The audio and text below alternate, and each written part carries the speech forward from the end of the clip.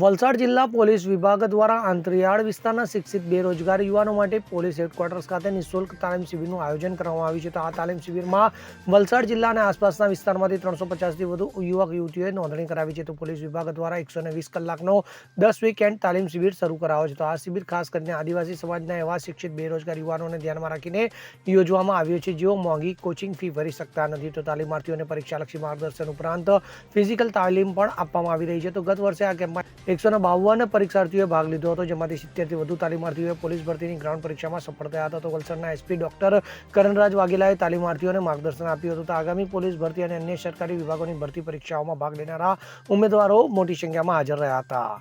Bureau report CN24 news. હવે જુઓ દેશ દુનિયાની તમામ ખબરો તમારી આંગળીના ટેરવે. ઉઠાવો મોબાઈલ અને Google Play Store પરથી ડાઉનલોડ કરો અમારી CN24 ન્યૂઝ મોબાઈલ એપ.